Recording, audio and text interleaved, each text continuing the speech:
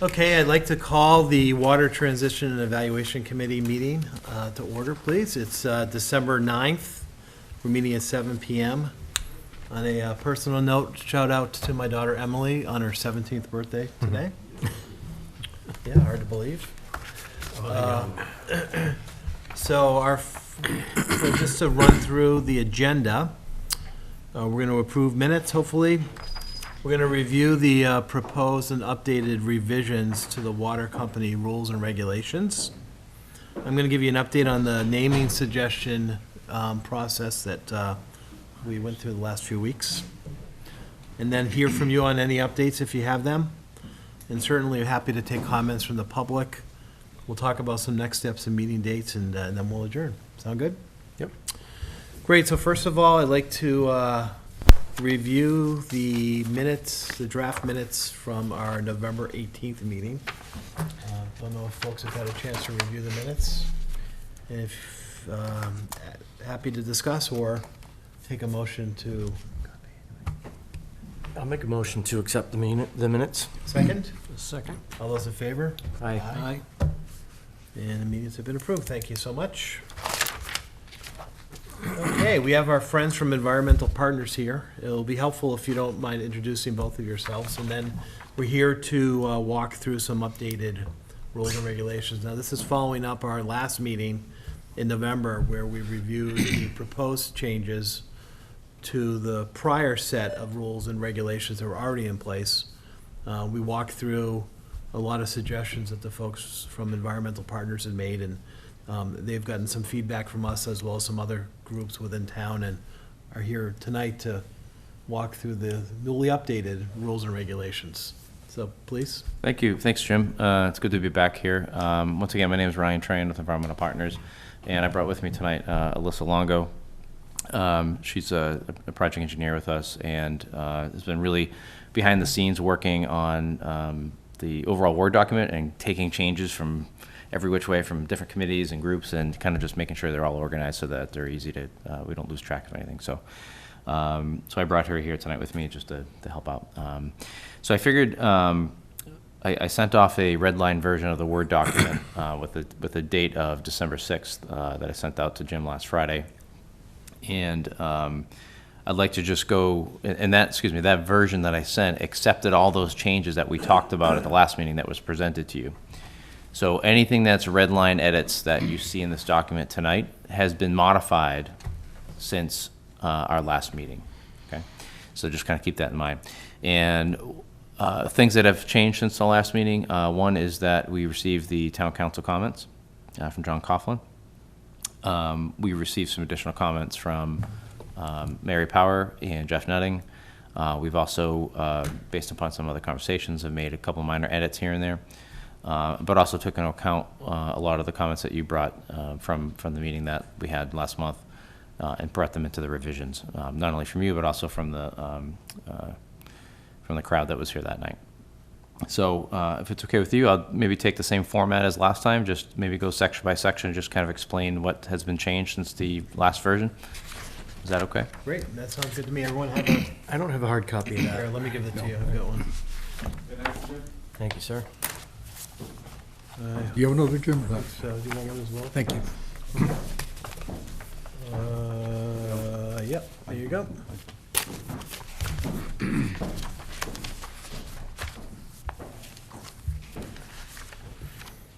Everybody ready? Yes, sir. Great. So I'll turn on the overhead light. Just going to dim the lights a little bit.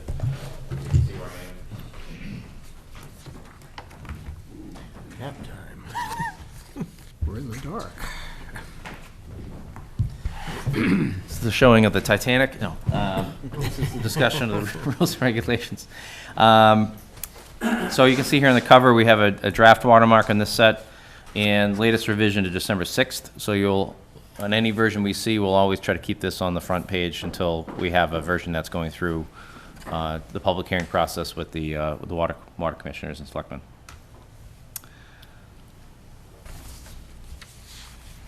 The first page, you'll see a bunch of different modifications. This was directly from town council. Mr. Chairman, is it possible just to have lights but lower the intensity and do the screening? Yeah, let's see if we can... Here are the smaller lights. not the fluorescents. Yeah, thanks, Ryan. And then pull it. There you go. There, yeah, that's That's great. better. That's Thank much you. better. Yeah, Thank you. yep, good, thank you. First good comment of the night. Yes, so a lot of these comments are from town council. Essentially just defining the articles and acts that have sort of allowed the town to create this water system, and different Mass General laws that establish the Board of Water Commissioners. And again, as we said before, this is an open conversation, so if I go too fast, just stop me, we can go back, or I'll progress through if anything comes up.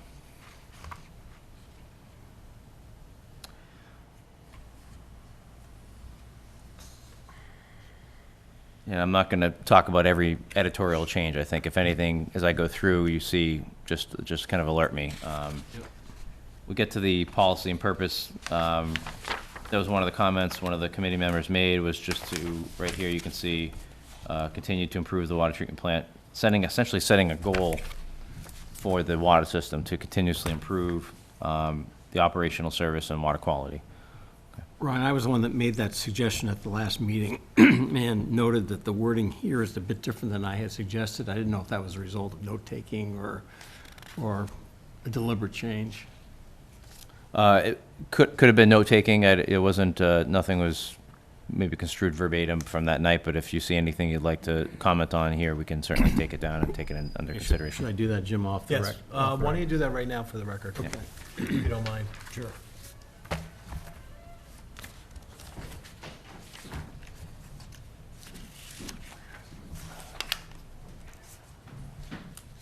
So the wording I had, the first sentence would remain intact, ending with the word increase revenue. And then I had the words maintain and operate the system with annual continuous improvement goals. And it continues. I'll let you catch up with that.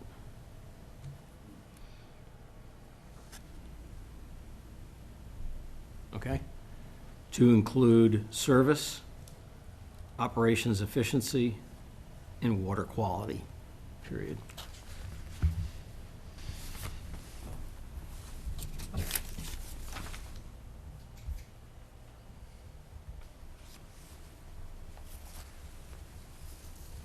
Okay, is that it?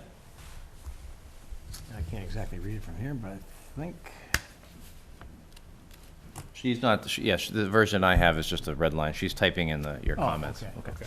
Was there any feedback, Ryan, on that, the wordage around increased revenue?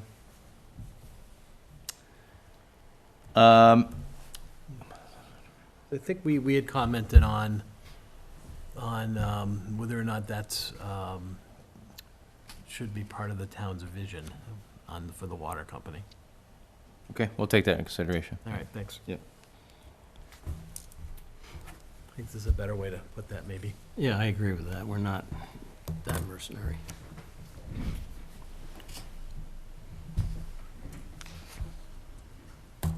Okay. Moving on to section 3, I think one of the comments you had last time was the reference to town or municipality throughout the document wasn't consistent. So we've kind of gone back, and you'll see a lot of changes to calling it the town water system for now. Okay, And so that's kind of been more consistent throughout the whole document, okay? great. Again, John Coughlin made some comments here, town council. His modifications are mostly, and I know it's tough to see up on the screen here, but mostly in the red and the purple comments are mostly made by our staff, just kind of organizing a lot of different comments from different people. So if you're curious to know where some of these comments come from, I can explain, but that's generally the color scheme. Ryan, 1 second, please. And for those folks at home that may have a problem seeing this, I'm posting this document on the Water Transition Committee website. It'll be up tomorrow. It's under the Town of Hingham committees. So if you wanted to follow along, it should be up by the time this video's up. Jim, Yeah. do you want us to comment as we go through this, or wait till the end? Let's do this. The question from the public was around commenting on this. Why don't we, you can save your comments until we get to, yeah, why don't we do that? And Ryan, let us know where you think it's appropriate to hear comments from the public. Do you want us to come to the podium and identify with? Yes. maybe- Yes. I think it might be a healthy discussion after each section, just Each get section? your comments. I'll explain things, get your comments, the public, and then we move on to the next one. That Perfect. way, if we try to go back to a section and Yeah. understand what we thought of, it Yeah. might be a little tough. Great, thank you. So section 3, again, just a lot of, So, mostly, excuse me, is there questions around section 2? No, Was Okay. anyone? Okay, great. I'm sorry, Ryan. section 3 relating to just definitions, again, clarifications from town council. We ended up adding this, clarifying the type of customer accounts they are to sort of match the water rates in the back of the whole rules and regulations. So you can see here, we added in residential, commercial, public authority usage, and industrial usage. So we added those different categories to help clarify that at the beginning as we sort of reference some of those throughout. Great. Okay. I'll stop there for a second until you guys have a chance to catch up.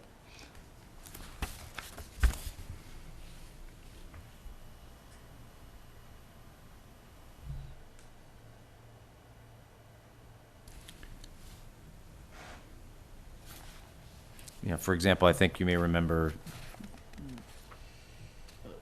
when a new meter is required and the regulations call for sometimes an inside meter room or fire service room. I think that now can be referred to as almost a commercial customer versus a residential customer. Okay, so that's kind of an example. Yeah.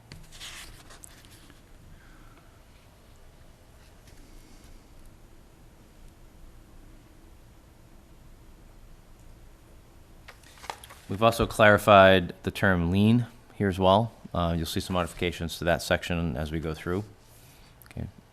After our meeting, we went back and I think it was the Cohasset chairman was here. We went back and looked through some of his rules and regulations, and also Jeff Nutting has been sort of heading up the lien and sort of on the abatement process, and he checked a couple other systems as well, and just offered some feedback. Spoke with the treasurer. Same thing with Tom Mayo as well. Got their feedback. I noted in the paragraph for the words curb stop that you define who owns the curb stop and the service valve, but you don't do that with regard to any of the other pieces of the distribution system, although they are identified later in the rules and regulations as to who owns them. I'm just wondering whether we should, at this point, indicate who owns what in this section, or wait until other sections. Maybe like you referring to maybe like a hydrant or something else, or Well, you carefully note that the curb stop belongs to the town water system, whereas the other pieces, it doesn't say. It comes up later, I did note that. So I didn't know if that was a deliberate way to just to avoid repetition, or it just seemed appropriate in this section to declare who owns what. I think there's some still uncertainty surrounding the fire hydrant section. You'll see it's still highlighted in this document. That's still certainly up in the air, so that's something that hasn't been added to the section yet. Okay. If you feel like there's something else that should go here, then you can let me know about, or let us know. We can try to include it. Well, I'm happy with the way it is, in the sense that Okay. I do realize later it's defined who owns what. I just think it's important that we Yeah. do delineate who owns what. So that the customer versus the town water system have, zones of ownership. Okay. So that's the summary for section 3. Yep. Any other questions on 3? No. I'm happy to take the public. Bob Curley, 1 Gristmill Lane, one of the advisory committee liaisons to this committee. My only comment relates to the first paragraph of section 3 that discusses the nomenclature that's going to be used. And it does seem that with a multiple municipality system, that the word town probably should only be used when it is being used uniquely with respect to functions exercised by the town of Hingham. And I understand that the water system is eventually going to have another name, and this is probably going to have to all be revised again. And it might be best at this point to put a placeholder type of reference into the place where the new name is going to be used, and to try to be as consistent as possible to use that new name throughout the document when referring to the water system as a whole, and make careful distinctions relating to what uniquely responds to the town. So that's my only comment on that section. Thank you. Great, thank you. The only response I have to that is that in our experience, when we've also had a startup of a water system similar to this, not similar to this is very unique, but you're generally, for the first couple of years, revising rules and regulations as things change and modify and you get used to the system. So there's going to be plenty of opportunities in the future when there's an official name for it or whatever to modify versus just having like a blank space in the document itself. Okay. Yeah. Well, I would imagine that, well, it depends on when the new name is selected. Correct. You know, we may have that name prior to the public hearing for this Right. rule, so certainly there'll be an opportunity to plug in the name where appropriate. But you're right, Bob. I remember, you know, our last meeting review, we wanted to make sure that there was clear lines between the water system's responsibility and the town of Hingham's responsibility. So I think it's all on us to ensure that there's clear language and delineation between the two of them. Kirk, you had a comment? Yep. Kirk Schultz, 65 Prospect Street. I agree that with the definition of town needs to be extracted from that. It is not the equivalent of a town water system, so I'm not going to relate that definition. Just as far as an overall comment, and I'll go through, each definition should be listed alphabetically. And each definition should typically say the word X shall mean, and then go ahead and define it. So there's a consistency through all the definitions. And so an alphabetizing of all the definitions. Every definition shall have capital letters, and you can actually put them in bold within the definition. But throughout the document, it's the capitalization within the document that refers you back to the definition. Just as far as an overall component of the way regulations are typically written. They're not like this where they appear in the document. I'd have a different way of describing customer usage. The word customer shall mean, and then you can go down and do customer accounts shall be classified according to the following usages, including residential usage, comma, commercial usage, comma, public authority usage, comma, and industrial usage. That's all within the definition of a customer. And then go through within your definitions on each subsequent residential usage means, and then go ahead and describe that. And so you would have them, again, alphabetized, but you've referenced them within the customer usage. The lack of capitalization for, I mentioned this, for the definitions, the word main or main pipe, they need to be capitalized because main can be many things. The words corporation, cock, I think there's probably a better word for that and a term for that we could use. It's odd. I haven't seen that used often. And so, we're talking about valves. I think there's a better way if we can exchange that word for another. And I know that, the water system operator, that has been changed a little bit as far as a private contractor. There's privatization, I believe, in the initial premise or definition, which I liked. And so we'll see how the use of a water system operator is used throughout the document. I know that's something we talked about. We haven't got to it yet, but the fact that it's still in there is okay. So again, alphabet indexing, capital letters, the change of that one definition about the corporation cock, which was unusual. And instead of having sub-definitions, you refer to them with capitals within the definition of a customer, that these are the 4 different types, but still identify each and every sub-definition within its own alphabetized area, because they would appear in different places within the document. Thank you, Mr. Chairman. Thank you. That's who I am. We look forward to your future comments. Section 4, Ryan. Section 4, just a minor change to town water system instead of town. And that's it. Yep. Oh, I did have one question. Elsewhere in the document, we do describe who you're going to take abatements and complaints to, but here, we don't say who you're going to take an application to. Do we not know at this stage, and therefore we just have to say the town water system, or do we want to state an individual or somebody in the?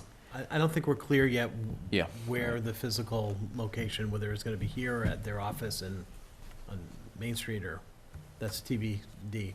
Right, yes, I still think between the water superintendent position, job description, the support that he or she would need, the operator, the RFP being in flux on when those are due and being selected, so I think that's kind of one thing that may have to wait more until the public hearing process. Good point, for it though. to- We should make some sort of placeholder for that, though. Okay, I'm good with that. Any other comments on section 4? Public? Section 5. Section 5 talks about new water service applications, and we have those water system changes as well. Added in something about notifying DigSafe. I think one of the members from the committee, gentleman who's on here tonight, talked a little bit about connections meeting the current plumbing standards and codes. And I also added in something in here about water conservation to reflect sort of the water balance program, about including low flow plumbing fixtures, or even waterless urinals now that they have, that you see becoming more and more popular now, as a way to help sort of reduce the amount of water that a new application or customer may use. We also added in on letter I that the tapping of the main shall be done at a 90-degree angle. And that was the last major change for that section. If you go back to section D, and I had trouble as I looked at this, the water system's an inanimate object, and yet you say here only, and we use the water system where it's designated representatives shall make any or all connections. The water system doesn't make the connections. And it raises a different question in my mind as to whether or not you should distinguish, whether you should distinguish at this point between the operator, the water supervisor. Some of the information that has been provided with regard to the RFP indicates that there are a fairly substantial number of calls and whatever that are made. And is it the intention for applications to be made to the water supervisor, where the town is going to handle new connections, or they're going to handle other connections, or properly, is this something that's going to be within the realm of the operator? And it's unclear to me. At this point. It's unclear at this point. Yeah. In general, I think it's going to, certainly once the operator's selected and the water superintendent's hired, those sorts of who's responsible for what will be delineated at that point. Yep. And where. But we are drafting regulations right now, which basically are making specific statements. Right. Whether there's a way to handle that now, or whether you just got to inevitably wait and make the change at such time as it occurs. Yeah, I think this is going to be a living document. Yeah. And we'll be reviewing it quite frequently as time goes on and as we determine what the best practices will be.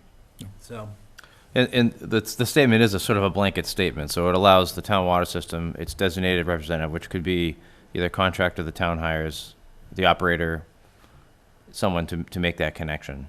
from the main. So until we have that more information, I think, to make that specific flow chart, if you will, almost about who to contact and when and how and where to go to for certain things. I think once those things are answered, I think it's going to be, you know, and the other water system that we've done this for, when it was more clear at that time, we had literally a flow chart of what to do to apply for water, from step A to B to C to D, to go from there. So I think that will be beneficial here. Yeah, I think Yeah. that's a good point. Yep. Kirk? Oh, I'm sorry, David. Yeah, Kirk, feel free to step up. David, do you have a comment first? Yes, on E and G, you use the words curb box, but to be consistent with the definition, we should probably say curb stop. Well, the curb stop valve, the curb box is over the curb stop valve. So it is its own entity. So I guess maybe the question would be is whether or not the curb box should be defined as well. It's included in the definition for curb stop is including a box, so that was just, you know, it's a wording issue. And then the other comment I had is more of a question or something as a placeholder for future thinking. Is the water balance program the responsibility of the Water Supply Committee or the water company or us? Can we make reference to the water balance program in 5B and then elsewhere in the document? And I'm just wondering, to what extent does the water company have jurisdiction over that? Yeah, do you mind if we revisit that when we get to that section? Yep. Because I can kind of give you some feedback that we've had since last time. Okay, good. Any other comments on section 5 from the committee? Well, if not, Kirk, you're up. Bolding, capitalizing? I'm cool with that. All right, good. Just Thank you. with the, on E, we're in section 5E, again, we have the word corporation cock. I mean, we don't have a corporation anymore, right? This is not owned by a corporation. And so some possible changes could be, and I wrote them out, you know, you could have a service valve or customer supply, service valve or supply valve, something like that. Something that you understand what it is. And again, it doesn't have the word corporation in there because we're not a corporation. That's anti-aquarium. Just to jump in for a second to answer that right away, well, we can easily change that to corporation stop. It is a fitting that attaches to the water main, so that word needs to stay in there, but cock can switch to stop. Okay. And So so we'll I would modify that. ask, why does the word corporation need to stay in there? That's the actual name of the fitting, corporation stop. It doesn't refer to the company. It refers to the It's- name. In all water supply systems, the supply valve in the street is referred to a corporation Stop. valve or stop. Yep. That's the standard. Yes. Okay, Yep. that'll be fine. And then if I may, I was the one who brought up my appreciation for the regulations not being as rigid as Aquarian in when we talked about the tapping of a water main from the street. That I noticed, and I came up and talked about it, that, geez, you know, you don't have the 90-degree requirement anymore. Many towns like Cohasset does not have that. He's not here tonight. So I noticed that has been included, which is at odds to the favorable response that I gave. So I'm curious, since you wrote that in there, or someone wrote that in there, why did you do that? It's common practice, and it actually aids in the ability to find that line in the future. So if you tap something at a 90-degree angle and you go straight to the property line, it's much easier for identification purposes in the future to locate the service line. And usually it could be the straightest point to get to the curb stop to the property line. I agree. There's obviously different situations where you're going around utilities, and I could talk about it 100 different ways. I but- agree. Again, I was the one who brought this issue up, and I'm not opposed to it. Okay. I'm just surprised that it was included within the regulations in opposition of the appreciation that I thought of having a water system, again, similar to Cohasset, which does allow for angles and not being directly centered on the building from the street to allow for water supply that again is taped and marked out in other means that doesn't have to be 90 degrees. I think it's a little, it's unnecessary. It is easier to understand where the supply would come from if you're going to look at 90 degrees, but it does create problems with, and we've had this come up, in lots that do not have the water main directly in front of their property, but it's still, the water main abuts the property. Is there a distinction to be drawn between tapping and a layout of a line? Because if you're going to tap it, you want to tap it at a 90 degree where you don't have to deal with an angle going into a main. Once you tap it at 90, you can run it out 6 inches or whatever and run the line at an angle. So is there any distinction to be drawn there? You always have to tap at a 90-degree angle no matter Right. what, but most of the service line should be run at 90 degree. I think it's a rule of thumb. Again, you run into different situations, so you get out there and you actually start digging and see utilities, and if you hit a rock or something that's buried, things change. You have to go around things. So it's just a general rule of thumb that's what you start with. Because if you think about this, engineers could take these regulations on what to abide by when they say designing a new subdivision or improvement to a house or new application. They'll show it this way on a plan for approval. It goes through the review process, and then when you typically get in the field and start doing construction, utilities get marked out, called dig safe.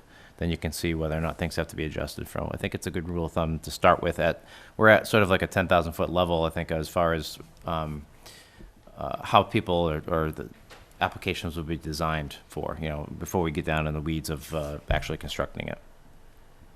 Mr. Chairman, I'm going to agree with Ryan that this should be in this particular part of the regulation as a requirement, okay? I'll go with you. As long as there's a variance procedure for those unique circumstances that could argue that some type of alternative is equally as applicable and cost-effective and safe. Thank you. Anything else? That's it. Section 6, customer service pipes. We have just modifications to the town water system instead of town. And that's pretty much it for that section. I had a question, maybe I'm confused, but the words in section B at the end, may be repaired but not replaced until brought up to current standards. I'm not sure I even understand what that means. What number are you on, or what letter? It's 6B in the 6B, last last sentence. So I guess they're saying is if there's a current non-conforming use and say there's a service break, what I view this as is that you can obviously repair it to make sure you regain your service to the building or stop a leak or something, but you cannot replace that in full until something is brought up to the current standards of what the regulations would be. So in other words, you can repair something, but it's still below standard.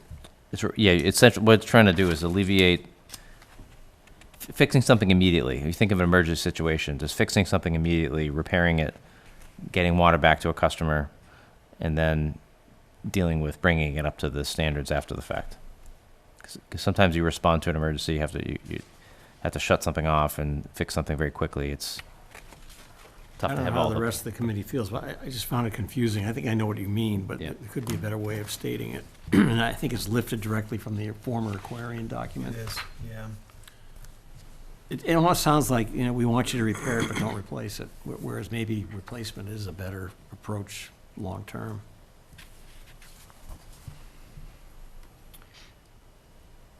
Any comments? Yeah, I don't know, I mean, I think you see the, so you got copper coming in and it ruptures. You can repair that with another piece of copper, but the current standard might be that you're using PEX or some other type of piping system.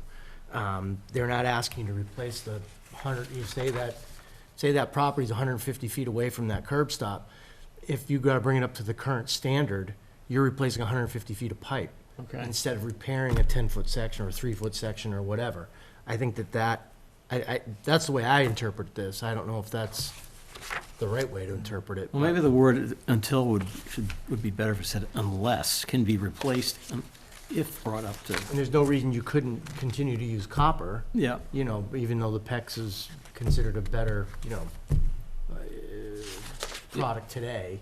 But I don't know, maybe that's, No, I understand what you're saying, and it explains it. But yeah. it doesn't seem to word, Yeah, something to consider is that there could be some very old iron pipes, say, in the ground from, you know, the inception of the water system, that, say if it's running, this is for the customer side of the service line, so if it fails, and they just go put a little Band-Aid on it to repair it, well, more than likely it's gonna fail again, or start leaking again. So this gives the town, the operator, the water system, the teeth necessary to, if they view something and they feel like it's not a good solution for the long term, that they have the ability to enforce bringing that pipe up to today's standards for replacement. I think that's what I'm trying to get at. so let me suggest that maybe this would be clear if it read, may be repaired, period, and then say, if replacement is necessary, it must be brought up to current standards. I'd be okay with that change. Rest of the committee okay with That that? sounds good, yeah. Yeah, I'm okay with that.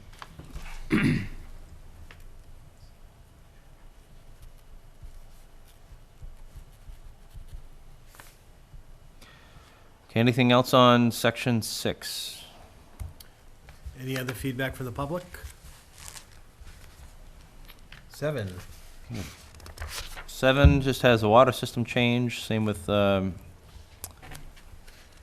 section 8. Those two are smaller sections. I'll take those together if anyone has questions on those. Section 9 has some more metered service location to meters, has some more changes. You can see we have water system changes, but we had questions last time from the committee about remote reading capabilities, and so we kind of made sure it was a little clearer that, you know, for inside meter installations, if we have remote reading capabilities, you don't need that inside separate room for standard service. And you can see we added things in here and should have the capability to be remote read, because there are instances where I've run into where, you know, someone's meter is located in, say, a closet in an apartment building that essentially stopping the radio signal from getting out to be able to be read. So that's a situation where that may need to be dealt with a little separately, you know, either running a more higher intensity radio or register for the meter to be read, or, you know, some other circumstance. Yeah, I thought you did a nice job on 9A. Yeah.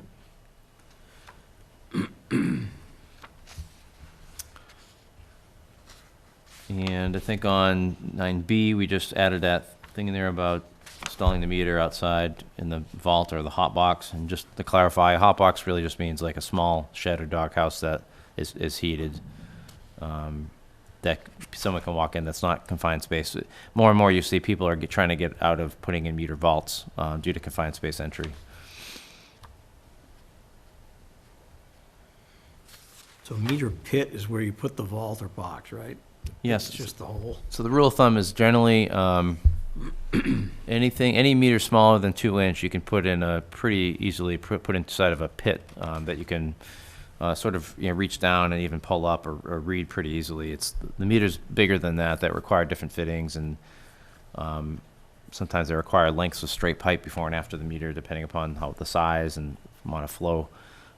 That's when you get into needing something larger. So that's when you'd like to have something that's inside of a building or above ground, so you can view things and be able to walk into something and take a peek at it.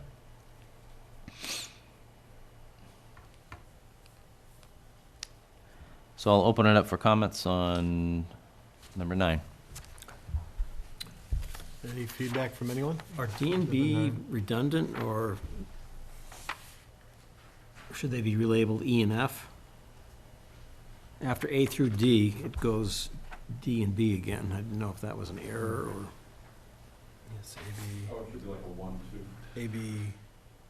Let's see, so that's how would we do it before we did A, B? Yeah, Should be looks A, like B, C, D, yeah, so the A and B at the end, we can change that to C and D. Yeah. And maybe we change the service reuse, and if the town water system, those two sections, maybe we can, instead of using letters, we can change that to numbers. Just a pagination, so it's A, B, B would have a 1, and B would have a 2, and then C, D, E, F. Right. Right. And F, or what is listed here as B in the last paragraph, that seems to parrot exactly what was said earlier in section 6B. Is that intentional? Let's see. Six.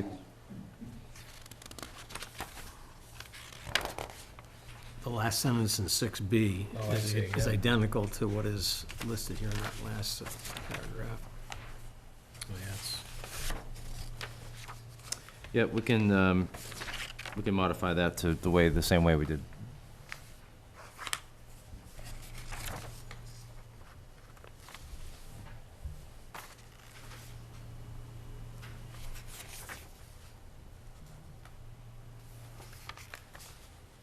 Anything else on section 9?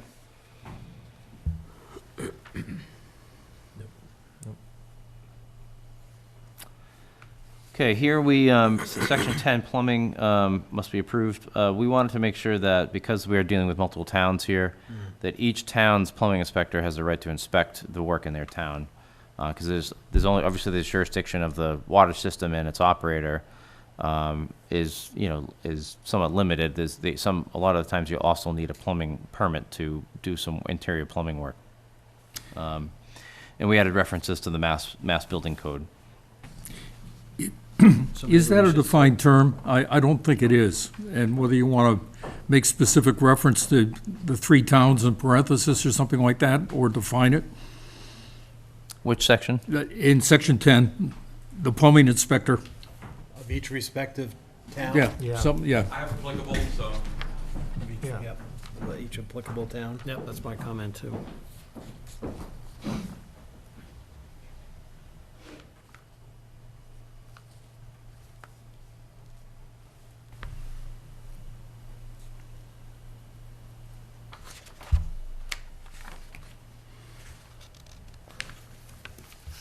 Okay, good on 10? Okay. Section 11. Just modifications to adding in the water system after town. Same thing in section 12. And again, just stop or say anything if you have a comment on these sections. No, good with those. Section 13. Yes.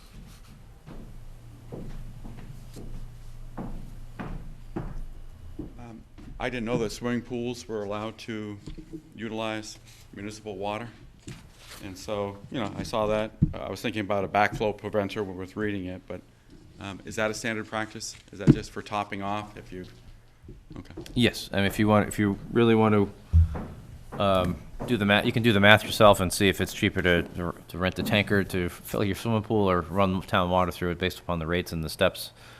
But if you're just topping off your pool, I'm sure it's much cheaper than trying to get a bulk water delivery. So the changes, moving on to section 13, meter tests and test fees, you'll see that the water system has been added, but also we made sure that customer was continue on and not a complainant. We eliminated that. And we just added in another section in there about if the customer's not satisfied with the town's special meter test results. We get, that was a town council comment about reducing an opinion, because opinions can obviously be challenged, but.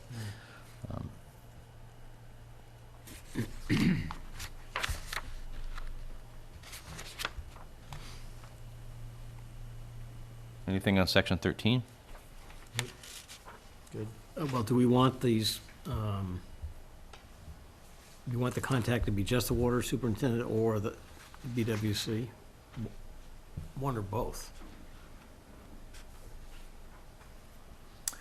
There's in the abatement section, we talk about the designation and process that could outline this, because more than likely, if someone is asking to have their meter tested, they're raising concerns over their water usage, and that generally follows through the abatement process. But in that abatement process, the first step is the water superintendent, and if that's not Yes. satisfactory, it's the Board of Water Commissioners. Yes, yeah. So, I guess I just wanted to subordinate the BWC as the first point of contact, so that people don't try to go directly to who are now the selectmen. Yes, I've talked, when we get to that section, we talked a lot about that internally with Mary and Tom. And I looked at also at other towns, and it was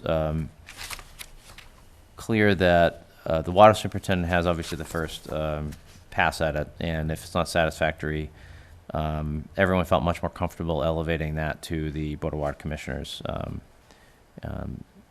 I won't speak for Tom and exactly his opinion, but it was pretty clear. It was a pretty clear consensus across our group, and I'm sure that point could be discussed at the public hearing process about the process of an abatement, about who to contact and whether or not.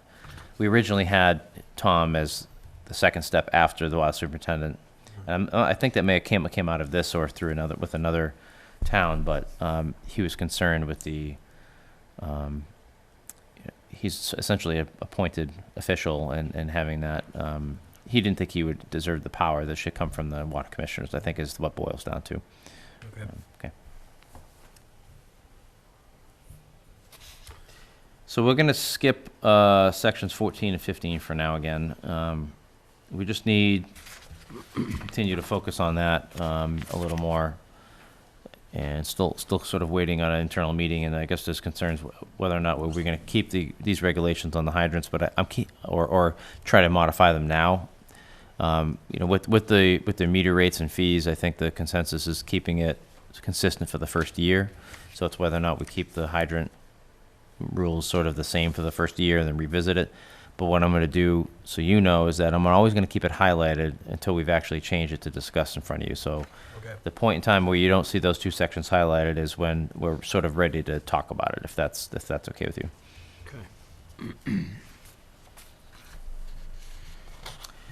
So you'll see the discontinuance of water as having some a lot of modifications. Essentially, it came a lot from just moving some stuff around. So I don't want you to feel like there's tons of deletions and additions, but we ended up moving a couple paragraphs from the bottom down to the top, from the top down to the bottom. So you see, so the first sentence up top is that service rendered to customers may be terminated by the town water system. That's the very first sentence that they'll see under this section. Okay, not to get into all the other specifics. We want to have that down at the bottom. And then we had some of these comments that we inserted at the top here that were specific to some of the other systems that we saw and had reference to. We have some changes here also relating to just adding in the town water system instead of the operator. I think one of the comments the committee had was on, well, what's the definition of vacancy? So we added something in to define that.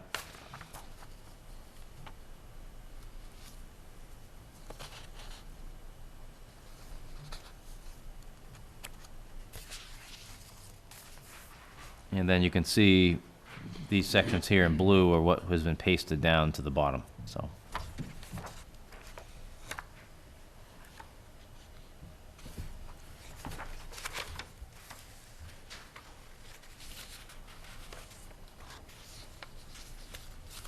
Going back to page 18, in the last sentence, beginning with the word notwithstanding, you reference Rule 17B. Is that just a misnumbering? Aren't we really referencing Rule 16? Yes, that's still waiting. One of my pet peeves is when you start renumbering, and I usually, when I'm edit stuff like this, I'll highlight references so that I don't keep constantly changing them every single time. So gotcha. Yep. I highlight it to know that when we think these are final, to some extent, I'll go back and make sure the references are all correct to go to each section. Got it.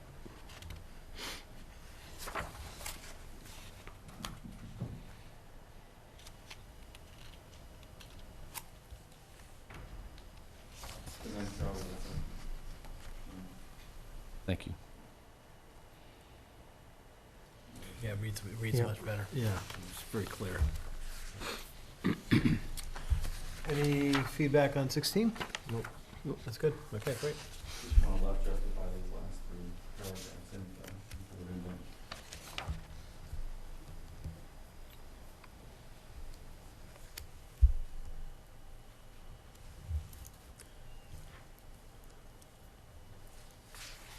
Okay, 17 liens.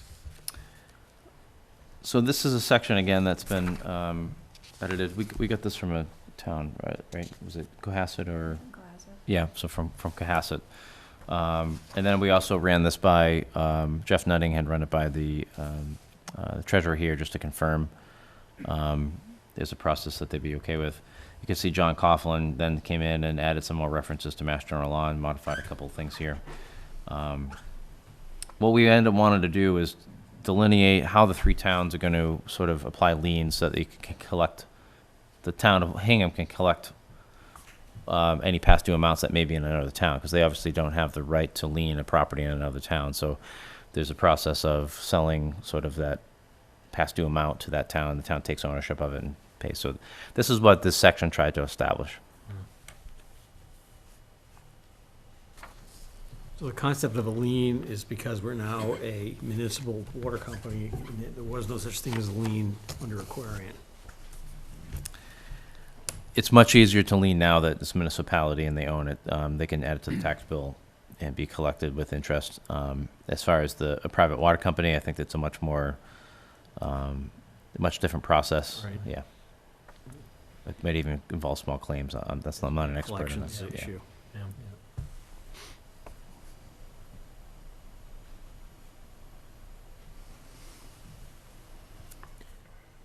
And you said you ran this by Jean Montgomery, and she was comfortable with the administration of this?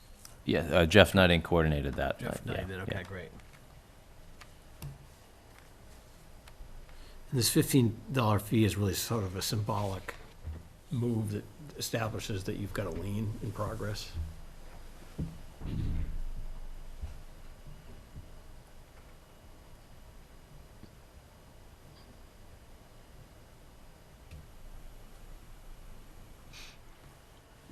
You don't see that in many water system rules. I've never seen it. But the $15 fee or just the whole lien? The lien process? Yeah, it's unique. Yeah. So this, I think you can tell from this whole process is that we've tried to make these regs a little more centralized for all the information, and from the water balance program to the water conservation, different things put in this one place so that you can come here and try to find all the information you need to know. I think this is good.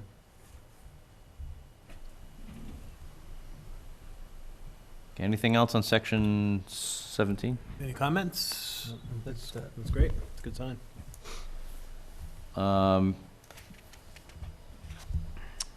We just added in at the end of section 18 about the abatement process, just to reference that. We just want to make sure people don't realize they automatically get a payment plan. They have to follow the abatement process and sort of negotiate it there.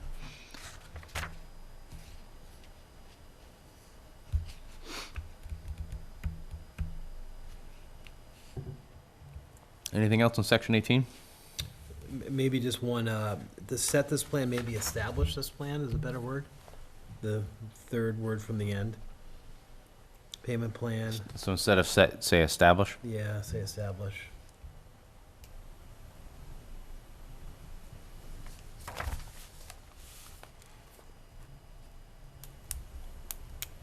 Okay. Any feedback? 17? No? Awesome. 18? Okay, establishment of rates. Another section has a lot of modifications. What this came out of was almost verbatim from the town meeting article that I think established a couple of these committees.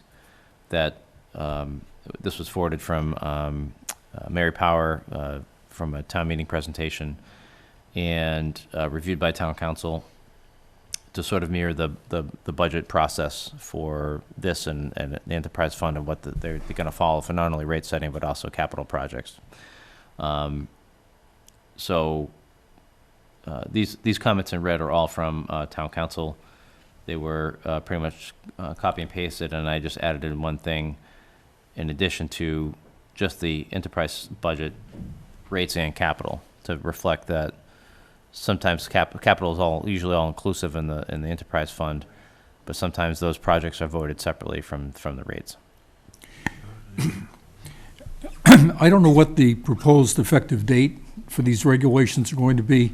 And again, I'm somewhat confused about the transition as to where we are now. I know the statement's been made that we have the Aquarian rates through to the point of transfer, but whether there ought to be some recognition that we're mid-year when these regulations are adopted, or whether it will just sequence normally into the next full year, I don't know. But there's no words here that basically address that issue. From what I've heard, there's no modifications to the rates, at least for the first year. So we could hit October 2020, and that would begin the process of the rate setting process. And the effective day of rates is our fiscal year, so is it July 1 to. July 1? Yeah. Right. Is that what it So says in here? Yeah. yeah, if you follow the whole process through, it looked like if the rate adjustment is implemented, it would be formally adopted by the Board of Water Commissioners in May of 2021. And usually they could essentially vote, but the first day more than likely would be July 2021. I mean, the point being, we're Right. really midstream. We really are. Yeah, you're absolutely right. So I think we should clarify dates as we get closer. And I think it would be very helpful to have a little more clarity on the years in here. Or a first year. The first year Maybe following first year yeah. following the acquisition or the closing or however we want to Yep. word it, so that customers aren't surprised that when, there's a commitment to keep rates steady for the first year of ownership. So let's assume that we take over in April 1st of this year. Let's just walk through the dates just hypothetically for a second. Let's say we take over in April 1. And the commitment is to keep the rates steady. So that would, so if I'm a customer, my rates from April 1 to the next July 1 of 2021 would be consistently the same. But in October of 2020, this process kicks in. Yeah. Yes. The rate yeah. setting process, am I right? So actually potentially even be more than a year, the rates will stay steady. Right. Or maybe words to the effect that the water commissioners are going to establish the rates for the first partial year or something, and then sequence into this, because I think that's what has happened and will happen until the transfer occurs. But Yeah. So maybe we want to play around with this wording a little bit. Maybe we can noodle it ourselves too, and if you have suggestions on how to improve it.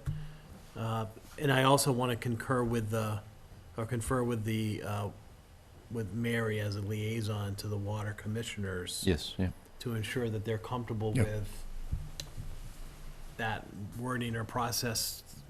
I think the customers it should be clear to the customers when rates are going to be first,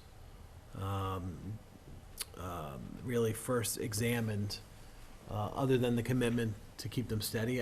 It would be really helpful to have that language in there, so customers know what to expect.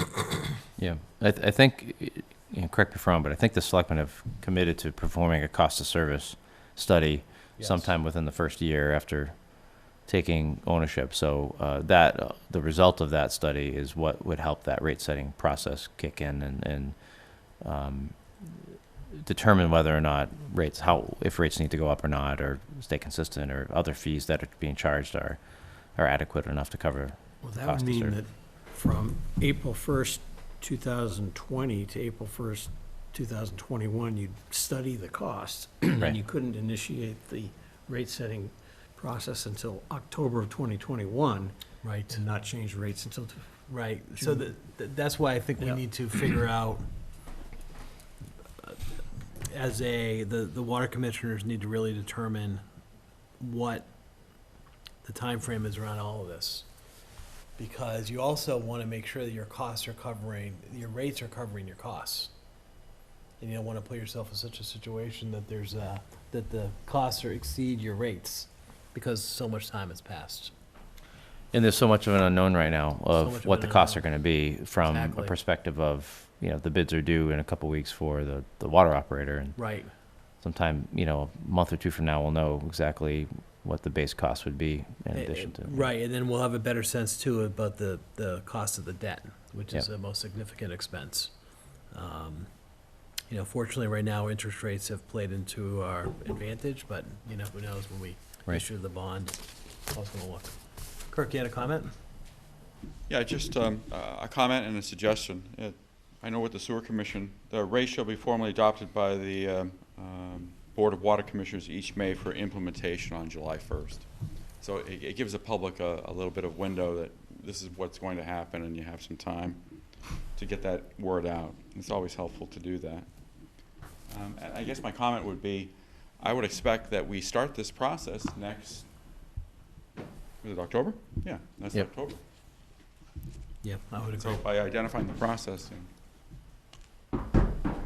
Our friends from the advisory committee would like to make a comment. new role. Hi, guys. Good evening. David Anderson, 31 Old Colony Road, joining Bob as a liaison.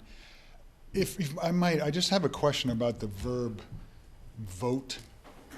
With respect to the Board of Water Commissioners will vote a final water system enterprise budget by March. I might just suggest respectfully that it would say will recommend a water system enterprise budget by March for consideration by the advisory committee. The word final hangs me up a little bit because it's conceivable that that would change.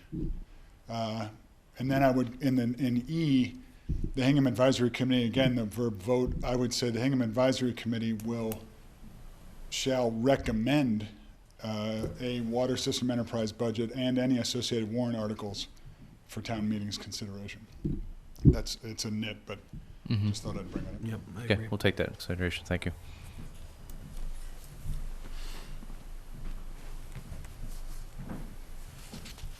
Good?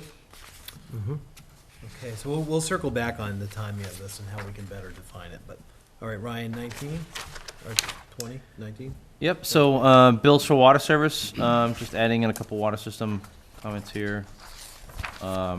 I highlighted again those things referring to fire hydrants, so just kind of skip over those for now. Really no other changes to this section.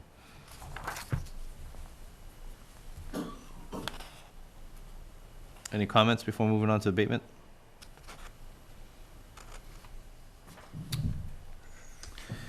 So the abatement procedure is where we had another section, we've had a lot of modifications. And I think these were mostly based upon a lot of comments that you as a committee kind of provided, and we also looked back at some of the other local regulations for Cohasset. And we really went to try to define what a leak would be and kind of kept in that process to say, hey, if someone has a water leak, they can go through the abatement process. They can get the one-time adjustment, and it kind of helps to quantify that one-time adjustment and what the leak is. If you just said a big leak or a small leak, it's very, essentially to the person making the decision, it's a little unfair for them to determine what a big leak or a small leak is, and it leaves it open for discussion, where this is hopefully black and white on what that definition of a leak may be, as far as someone coming in for an abatement. It also talks about how much their bill would be adjusted, for that process, essentially splitting the difference. Then we set up the process of everyone coming to the water superintendent first. And after a certain process with a number of days of notification and making a decision, go goes to the Board of Water Commissioners, as we talked about previously. I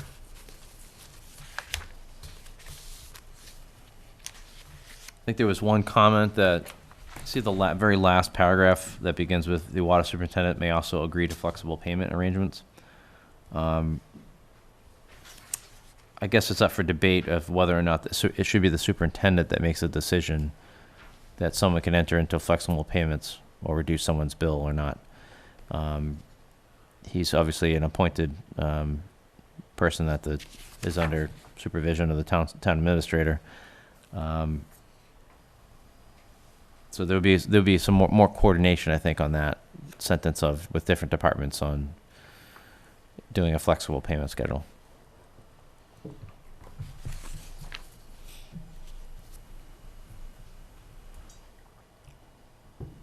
Mr. Chairman, that's appropriate as long as there are guidelines established.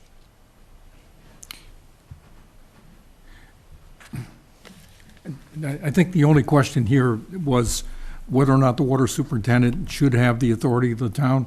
It seemed to me that either the selectman or the town administrator can say, yes, we're willing to designate it. They should be able to say it at this point, either designate it or say, no, we want to retain, so the town administrator would do it. But whatever the appropriate name is, I would think we could settle it now. Yeah, I think, remember the gentleman who was the chairman from the Cohasset Commissioners said that they maybe get, was it 15 or 20 a year, that people for looking for Yes. abatements? So if you times that by, say, 4 or 5 or 6, the magnitude of what would encompass the water system serving the 3 communities, you could have upwards of 100 different abatements, and you divide that by, say, 10 meetings or 12 meetings a year. You can see the agenda would get fairly full of abatements for the water commissioner. So that's why we put that initial step of having the superintendent be the first person in line of defense, and hopefully maybe even reducing that by 50%. That would get to the commissioners, I think, would be helpful. And establishing sort of some black and white criteria of how to assess what a leak is, how much he can actually reduce their bill by, I think it's clear there that hopefully it doesn't leave it up to someone's, it's not a judgment call, which I think can lead to more of a question at the end of the day. Yeah, I think this is one of those areas where there'll have to be continual monitoring to see how effective the process is and to see if it can be changed or improved as we go forward with it. Right. Do we know from Aquarian what kind of abatement requests they got in terms of quantity? I'd have to look back. I don't think so. I think I'd have to look back at some of the questions that were asked during the RFP process that are out there right now were related to either service calls. I'm not sure if they had separated out abatement requests. I'd have to check, but I'm not sure. One other solution is to put in some sort of a dollar limit that the town administrator is, if it's get up to. $1,000 or $1,500 or less, the water superintendent does it, and if it's higher, whatever that number might be.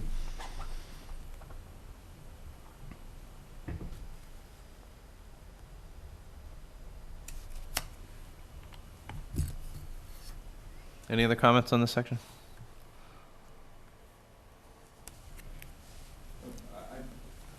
The word agree on the last one, may allow. And again, that's based upon criteria that's been delegated to him by policy from the board of commissioners. It's a beginning point. Ryan, you know? Yep, I see that. Yep, we're making that change now.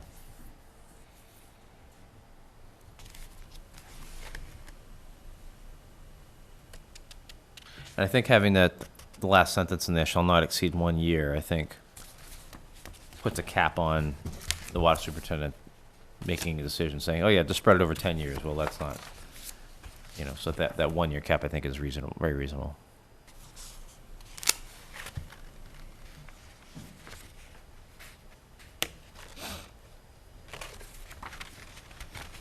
Okay, if anyone has any more comments, let's move on to section 22, theft of service. We just added in some more definitions of tampering with the infrastructure and what that includes. And then town council added in reference to just modified that instead of referencing this general law, just as provided by law, because I think different laws may apply to vandalism or theft or anything. Again, by applicable laws, there don't be state laws, but if there is a federal, Yeah. applicable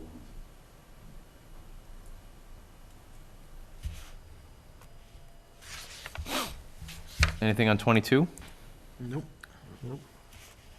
Section 23 is just changes to water system.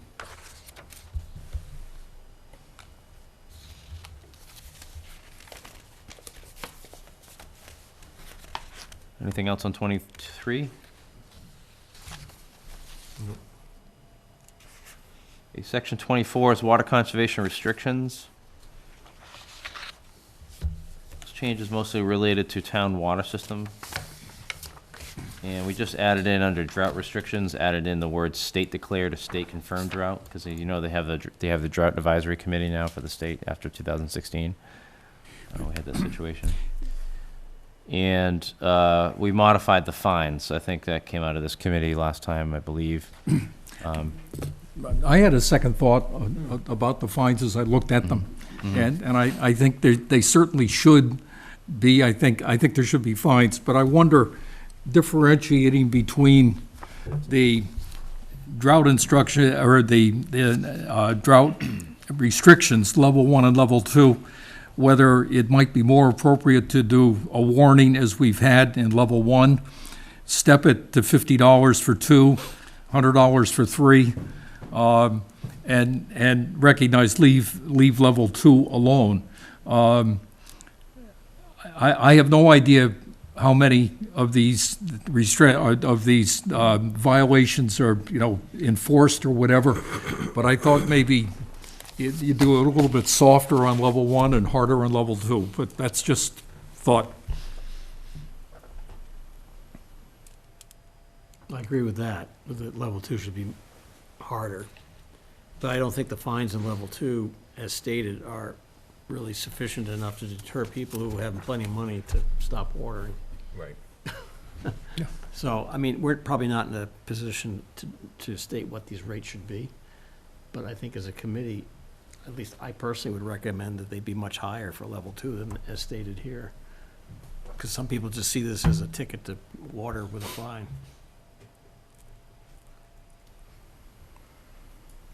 So Jim, we can't really set these rates without a public approval anyway, but. It's gonna go to the, I think we'll provide feedback to the water commissioners, Mm-hmm. because ultimately they're the ones, well, let me rephrase that. So they'll ultimately present these rates to the public, and then based on public feedback, they're the ones that will approve the rules and regulations. So, I mean, I personally am more inclined to follow Dick's recommendation to have a warning for the first violation on level 1. Do you know who reviewed these, Ryan, before they got back to us? Mary and Jeff Nutting in detail. I think Tom, I can't speak for what he did. I think he specifically looked at certain sections that related to him. And then John Coughlin, Okay, the town council. so maybe we can just provide feedback to them, but maybe I would suggest we keep it as is, but we'll provide feedback to the water commissioners, that we would recommend that the first violation be a warning on level 1. And we're making a note in our document now Okay. of your comment. We have Right. specific TEC comments. And I would agree on level 2. I mean, think about that, that's a mandatory total ban, so that's a very strict water ban. And the first violation of $50 doesn't seem quite Not enough teeth. effective Enough enough teeth. to me. Yeah. So I think we'd recommend higher fees. Okay. Any other feedback other than Kirk? Yep, and I know that we have higher fines with the sewer, but I like the idea of a warning, $50, and the next one, $100, $200. And the reason I stood up, I believe that the rate structure would go into effect the time the regulations are promulgated. It all occur at the same time. So your recommendation for this particular document, including whatever monetary component you would have in there, it's for the Board of Water Commissioners to approve the document at the end. Right. And then they go into effect. Yep, thank you. So this would not be part of the rate-setting process? It would be part No, of the this rule. is totally different from the rate setting. Okay. Mr. Curley? Well, I don't know what the, Bob Curley, 1 Gristmill Lane, I don't know what the detection and enforcement mechanism is going to be for this. And I know when we've looked at other fine systems, we've talked about a per-day fine. And it may be that somebody that is, has been violating throughout a week, and that becomes known. I mean, do they all of a sudden become subject to the whole panoply of violations, first, second, and third, termination of their service? And it does seem that perhaps there's needs to be a little more careful drafting in terms of how the detection and enforcement is going to work. Notice and warning before penalties kick in. I mean, it seems in the past, when we've had mandatory restrictions, that almost anybody can drive around town and see a lot of violations. Right. And I don't have the impression that this is going to be Inspector Aquarian or Inspector Water System that's going to drive throughout the town every day on mandatory restrictions, looking at the likely hours when things are going to happen. A per-day fine for violations or a per-period fine for violations might make more sense before an actual termination of water occurs. I haven't given this a lot of thought before tonight, honestly, except to the extent we've looked at other fining systems within the town. But I think this section could probably use a little more thought and analysis before it becomes final. Your feedback. focus is enforcement? That's good feedback. Kirk? Yeah, Mr. Chairman, currently Aquarian, they need to send their representatives out at 4 in the morning, 2 in the morning, to be able to determine whether these violations are occurring and get photographic evidence of that. And then they never find anybody anyway, so that was something that wasn't done. But now that it's a municipal system, it's a lot easier because we have a police department, and the police department can make those notices to the water superintendent that they observed inappropriate use of water during the wee hours in the morning. That's what these things happen.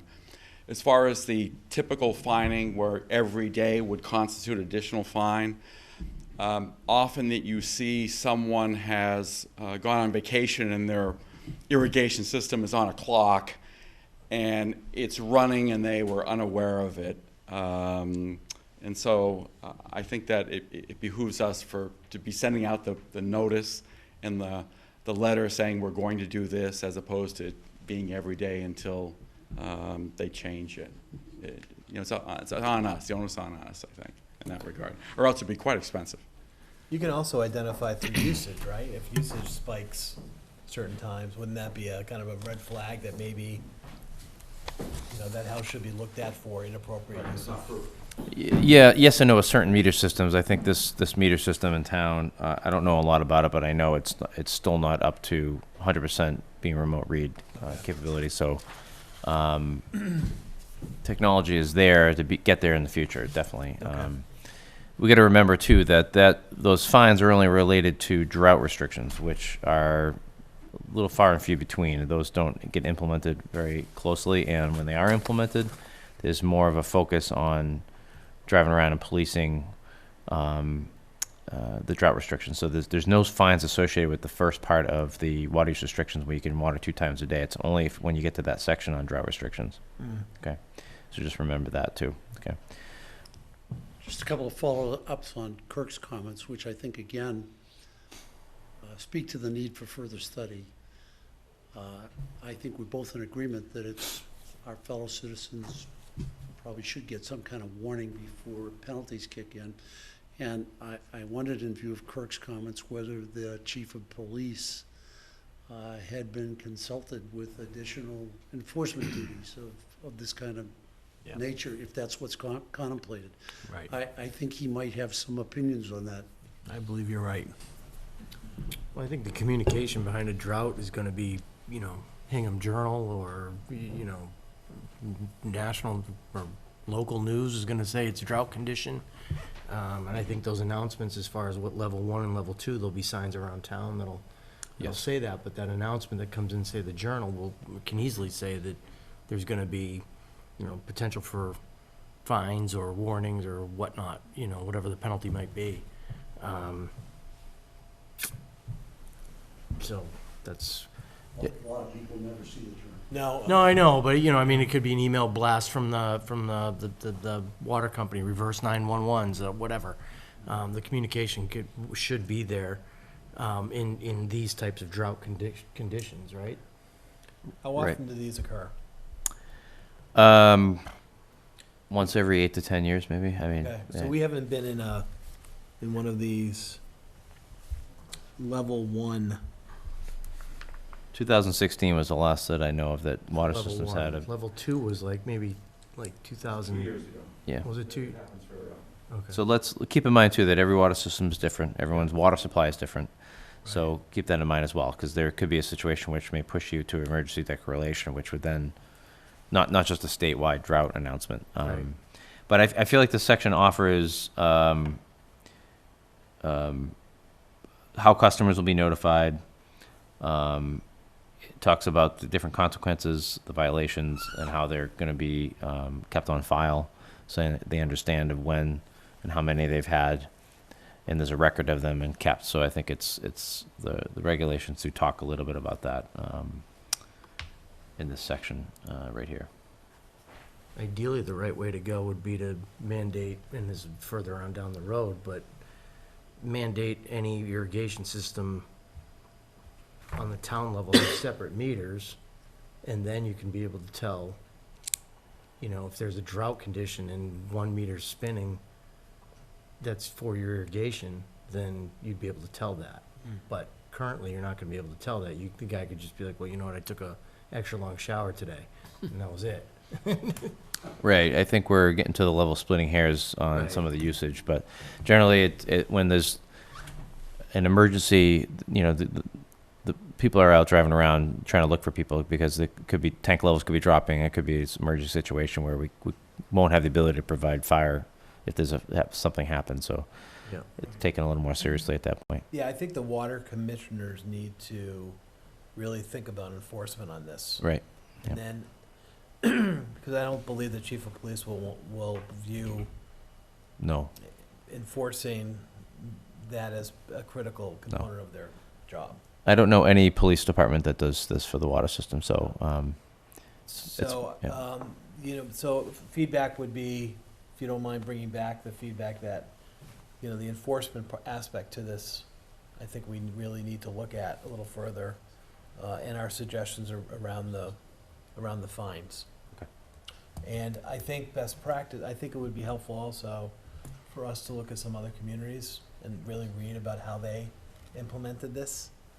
And, so we can do that as a committee in connection with EPG as well, which we will do. Again, these are going to evolve over time, so we'll see how we do. Right. Agreed. Any other feedback? No? Great, thank you. Good comments. Thank you. 25, water balance.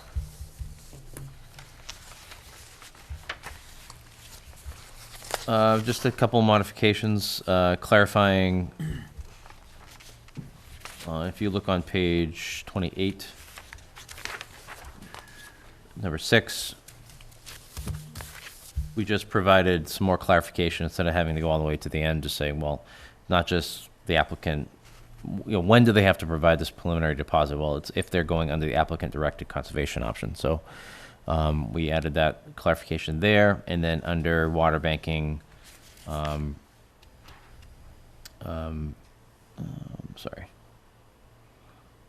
Yeah, we have another revision under water banking, under number 1,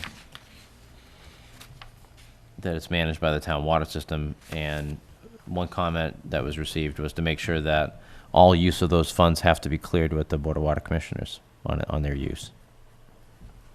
Because it is money that is being collected. It is a separate fund that the town is managing.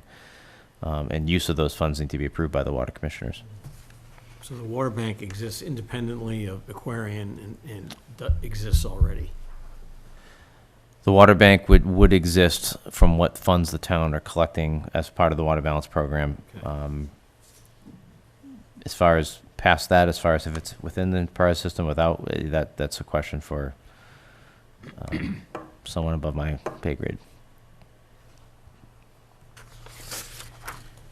Yeah, this section is where I asked the prior question about the Water Supply Committee and its role in town as a separate committee with jurisdiction over water supply and how that interfaces with the water balance program in these rules and regs.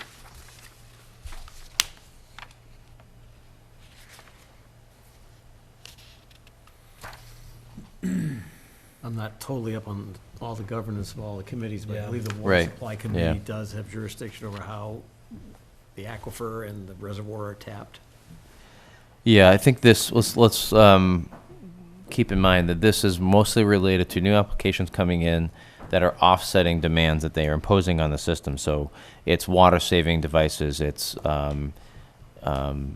things along those ways. It's not tapping additional water to the aquifer or pulling more water out. It's more focused on what things can be done With to help existing reduce supply. water, help reduce water usage within the water system itself. Okay, that's helpful. Yeah.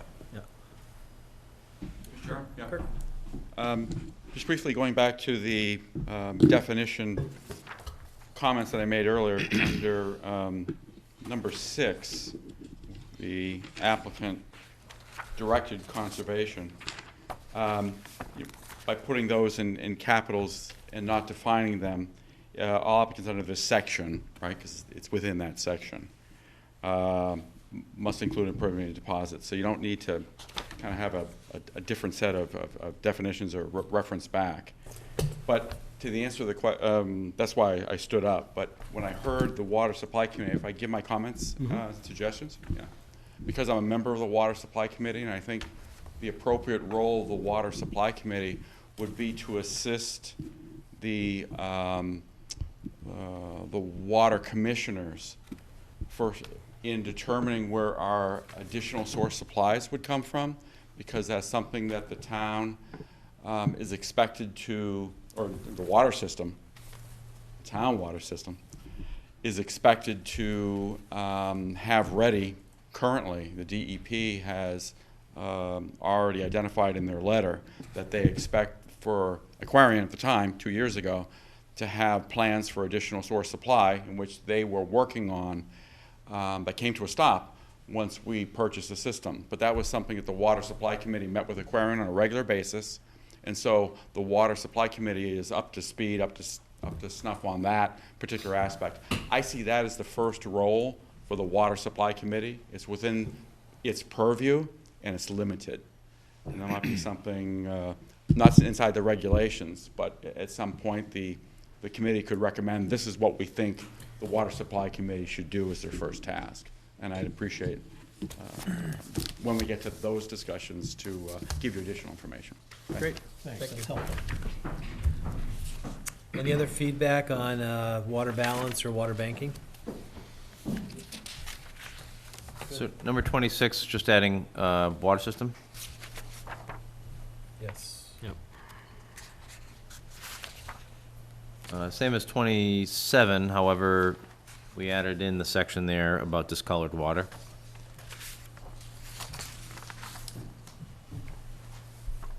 So there's sometimes, as you know, if there's, say, a water main break and the system is disturbed, valves get turned off, water gets flowing in different directions. It picks up some sediment or particles on the bottom of the pipes.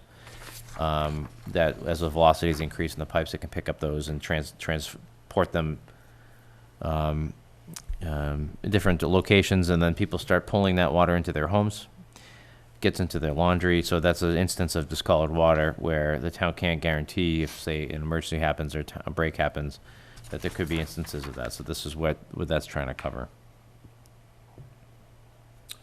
Now, didn't Aquarian provide for those circumstances where discolored water impacted clothes and things like that? Didn't Aquarian provide, I don't know, special detergent or something for those folks to help them? There's a thing called Iron Out Okay. that's little tablets you can drop in your laundry to help essentially remove the iron, but I'm not aware of anything else that they Okay. may be doing.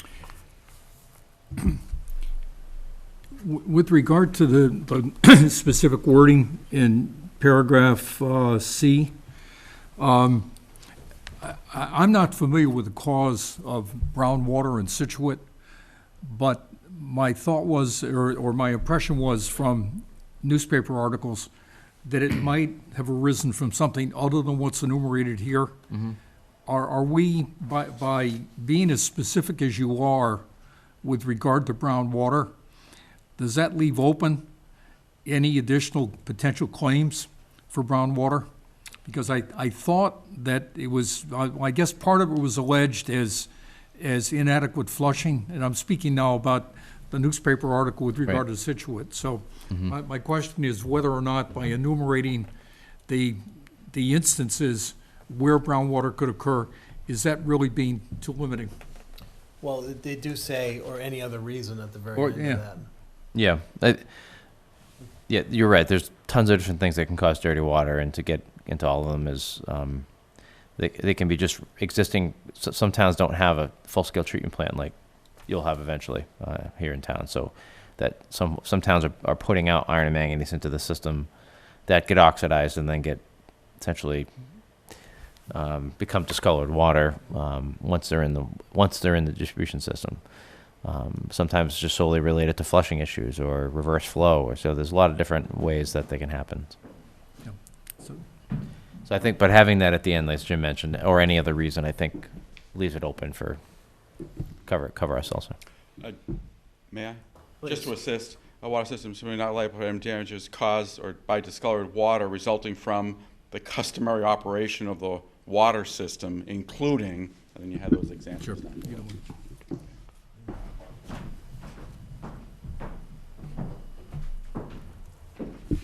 now. Bob Curley, 1 Gristmill Lane.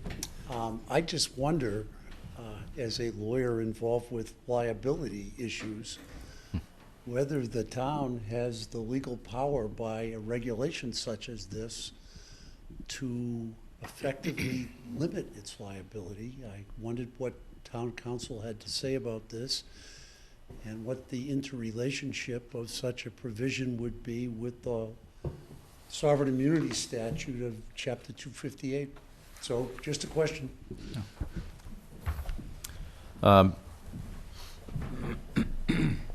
What I can say is that this is the version of the regulations that he reviewed, but we can specifically bring it to his attention again if you want us to. I think that would be Okay. Just put a note there. So you have, appropriate.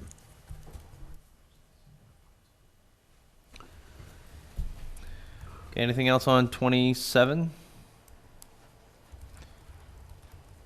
So the last section is just general, and the only thing we really modified there was just adding in water system instead of operator, town water system.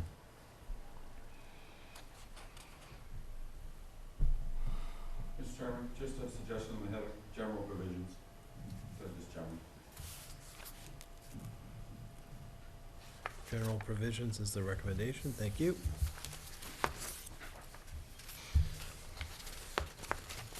Any other feedback from the committee on the general Nope. provisions part? Nope. Great. And then the rates are consistent. Yep, the only thing that I've modified is, there was one leftover, I had one leftover about payable within 45 days, so I just modified that to 30 days to be consistent throughout. And I believe somewhere in the fee table, I added in, yes, under other services, I think it's page 37. I added in a section on the fee schedule for water conservation fines and abatement fee, and left them as X's for now, until they're finalized. Okay. And then I see on page 33, Yeah, that's not updated there. yeah, you've got Oxford listed there. In the highlighted line. Yes, yeah, again, that's, You're working on that. it's a fire hydrant thing, so we have that sort of highlighted, yeah. Yeah. As in town of Oxford, is that what that meant? Yeah, town of Oxford. Yeah, they're part of Aquarian.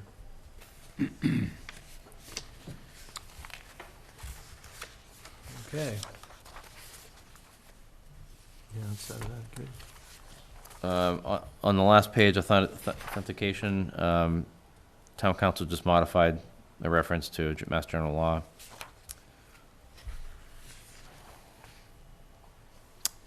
And I don't think many changes at all were made to the other two sections. The material specifications or the water balance form, I think those are mostly consistent from the last meeting. Okay, great. I think we did modify, I think you had a comment about opening up to different manufacturers. Right, So I think we added a couple different manufacturers in there for reference or equal, you know. yeah, Great. yeah, good. Looks great, great work. I think we're getting there. Thanks for all the feedback from the audience, too. Yeah. We have a few follow-ups, it looks like, but I think we're 93% there. say I'd argue that we're 94, yeah. 94. I agree, yeah. That's great. Well, thanks for all your hard work on this, both of you. Thank you. Thanks, I appreciate that. Appreciate it. So just from our perspective, I think what we probably would do is go back and just look at some potential changes from tonight. Track those changes, circle back to the town officials that we've been working with. Whether or not town council wants another rinse cycle on it or not, but then speak with Mary and Tom and see whether or not it's now the time to go with the public hearing process. 'Cause I Yep. think a lot of the changes we had tonight were very superficial. I agree. We can certainly circle back a version with some of these edits, Yeah. so you can see the changes from tonight. And then just kind of, I guess, with not knowing when that public hearing process would start, obviously the holidays are coming up upon us. I don't have any dates to kind of set with you right now as far as that process with the water commissioners, but. Yeah, I believe that the intention was to have a public hearing in January at some point. The hope was at least, so. Right. I think I know we have to advertise in a newspaper, and there's a whole process, but. Right. I mean, the only, bigger, larger question to me is around the fines for use for during the drought periods. And, we'll need to get some thought around that, get the feedback from the water commissioners on that, on how they want to proceed on that. Yeah. Kirk? I know by statute, the Hingham Water Company, which is now the Town Water Company, or whatever name it comes up with, is statutory authorized to have the ability to sell water to customers within the town of Norwell. And even though there may not be a customer currently connected to the system, the statutory ability still remains and could, at some point in the future, include the town of Norwell. I would suggest that within the document that reference to that statutory ability be referenced. Again, even though there isn't a current customer, it doesn't mean there won't be one in the future. Thank you. And I'm unsure if there were 4. I'm unsure if there isn't a customer currently. That's a good point. Thank you. And just an update on the business plan. Mark mentioned that we're sort of in autopilot mode right now until we get the operator selected and some more financial information the information on the selected operator to really incorporate that into the plan, and then circle back Okay. and get that into DEP Perfect. sometime in early 2020. Great. Okay. Well, thank you both very much. Yeah. Really appreciate it. Thanks. Thank Great. you. Looks great. Okay, so since our last meeting, a couple things occurred. Mary Power, Tom Mayo, and I presented the transition to the Hull Board of Selectmen, which was an interesting meeting. They were very supportive of our efforts, and they were very, I think, appreciative of the fact that we were communicating the update to them. Mary and I also had spoken to the Hull Times and the Hingham Anchor and the Hingham Journal to get information out there as to what was occurring. And at that same time, we also rolled out a naming suggestion process. As you know, we don't have a name for the system. So what we did was we introduced to the community the ability to give us some suggestions back. And it was done in one of really two ways. We had a form online that folks could go online to the Hingham website and provide suggestions. And then also we put cards and boxes at the 3 town halls for those folks that wanted to give us a name in writing as opposed to online. And we publicized that opportunity in a lot of ways, and in fact, we received over 100 responses and suggestions from people, so we very much appreciate. Now, fortunately, it's not our committee's responsibility to pick a new name, nor do we need to suggest a new name. Our job will be to present the naming suggestions to the Board of Selectmen / Water Commissioners. It is up to them, thankfully, to select a new name. I will be doing that tomorrow night at the Board of Selectmen's meeting, as well as to giving them a brief update on our committee and what we've done thus far. But what I'd like to share with you right now is the various names that were submitted.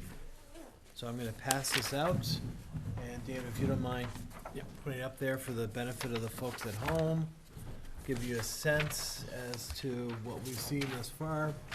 I have some for the public, if anyone is interested in the names that have come through. I'd like to highlight a few of them. Some are entertaining. It's like that ship in Great Britain, right? Yeah, so again, we've received over 100 suggestions. And what I've done on this form is effectively list them by, in order of number of entries. Now, I do have to say that for each of the submissions, we also requested for folks to tell us why. Why were they recommending that name, which was very informative on a lot of levels. So again, I've included everything. For those folks at home that can't see this, we have posted it up online on the screen here, but there was certainly a coordinated effort by some folks that were very enthusiastic about the Ware River Water Company. We received a barrage of similar entries in the span of about 24 hours, so kudos to them. Clearly, Hingham Water was a popular one. Hingham H2O, not quite sure how that would work in terms of branding and all, but that was a significant and popular. Tri-Town Water, Accord Water Company. We received a few Bear Cove Water. Of course, you had a few jokesters that suggested Water McWatery Face as the name of the water company, which I thought was very creative. There's 4 of those, and I believe they were all Hingham High School students, so thank you for that. Buckets Galore, Harbor Water, Hingham Source. I may actually edit this list before I bring it to Selectmen now that I look a little more carefully at it. Old Colony Waterworks, Tom Brady Water Plant was also another one. That was After- before, that was after before Sunday. yesterday. Yeah, exactly. We're not sure. Trident, that was interesting suggestion. Hi. Right. Triton Water. So in any case, again, it's not really up to us to select. I'll present this tomorrow night, and it'll be up to the board. Just so folks don't get fancy on us, we've secured a few of these URLs already, just in case. So, I'm disappointed that my suggestion is not included in the list. I edited a couple of these. And Kirk, what was your suggestion I had again? specific words, right? You did have specific words. I will make sure that your specific words show up tomorrow night. Thank you, Jim. Absolutely. I did use some editing here to kind of fit them into similar categories and names. But in any case, very much appreciate everyone that took the time to submit naming. It's an exciting time for the town to decide this, and I look forward to hearing what the results are. And again, I'm glad it's not our committee making that decision. So any questions on that? Great. Okay, any updates on some of the things that the group's been working on? I know that, David, you had some feedback on one of the items? Yes, I spoke with Tom Mayo today about the hiring process for the water superintendent, and he hopes to post, he said this week, and he's working to a hire that's on board at least a month before the April 1st transition date. Is April 1st still a good date for? That's no sooner than April 1st is the target. I think, it seems pretty ambitious to post now and hopefully we have somebody on board by March 1st that's there for a month, but we'll see how fast it goes. We also spoke briefly about my previous recommendation, which was to you only, about continuous improvement goals, and he agreed with the concept of continuous improvement goals consistent with what we embedded into the rules and regulations under the vision statement. So he said that's no problem, we can't change it in the hiring description because it's been through the board, but that we could do so later in formulating a hiring letter. Great. And then lastly, I just gave an update about what we were doing in rules and regs, and I said that, the water superintendent is named several times in the rules and regs, and you'll probably want to get familiar with what the responsibilities are that are being handed to him through the rules and regs. Or her, yes, thank you. Great. Dick, do you have any RFP? Only updates at this that written questions were required by submission by November 19th. There have been two amendments, Amendment 4 and 5, which are publicly listed, and an extensive number of questions that have been received by some or all of the companies that were there. And there are a wide range of issues that they've asked questions of. So their selection is supposed to be done by the 19th of December. From my personal perspective, I'm unclear as to the extent and nature of this committee's participation in terms of the RFP process. To date, what we have is what's been published, and that's as far as it goes. But as I say, if you go in and look, I think there's close to 180 different questions that have been put forward by the companies. So Right. there's a lot of information that is still flowing, I think, to and fro. Yes, as you know, any of that is publicized on our website. So if folks really want to see the RFP itself and the questions, the answers to many of these questions also were posted on the website as well. The proposals, the RFPs are due on 12/19, as you indicated. Just as a reminder to folks, the town has an optional interview period, January 8th and 9th, and the anticipated award notification is January 24th at this point.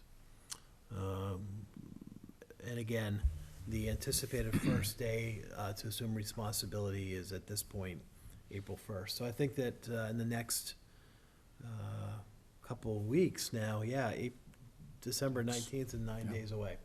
So I think that's when our committee is going to be really, there's two members, Joe and Dick, who are assigned to help out with the RFP, will begin reading at that point. Great, and then we're still working through some communication issues. Again, We've talked about what we did with the naming suggestions and some of the outreach that we've done, and there's more to follow on that. Relative to next steps and meeting dates, I think we're gonna be in a little bit of a hiatus as a committee until January at this point. Rules and regs are again 93% there. The business plan is in the works, contingent on third-party operator selection and some financials. And then lastly, we'll be doing some communication work. So at this point, I am uncertain when our next meeting will be. It will be at some point in January, most likely mid-January. And then I think, expect that starting in January through April 1, things are going to ramp up for us a little bit. So, again, I'm presenting to the board tomorrow night, Selectmen. You're all welcome to attend. If we have a quorum, I've posted the meeting, and I'll call the committee to order if in fact there's more than 3 of us there, or at least Do 3 you know of us when there. that's going to be scheduled during the selectmen's meeting? I looked at the agenda, and they have a budget hearing, they have an executive session, and then budget hearings. So I think we're gonna be towards the end of the night, not the, Yep, any sort of an estimated safe time? I'm gonna say the meeting starts at what time, 7:30 tomorrow? Anyone know? Is it 7? You guys do 9 o'clock. So, yeah, it's between 8:30 and after. So, you never know, it all depends on, I didn't see what budgets are being heard tomorrow, so, I'm not sure how detailed they are. And they meet in this room? They meet in this room, yes. Anything else? Anyone have anything else? So good, well, hey, thanks for all your help. I thought we gave some really constructive feedback. I like where it's going, so. With that, I will accept a motion to adjourn. Move that we adjourn? Second? All those in favor? Right. We are adjourned. Thank you all.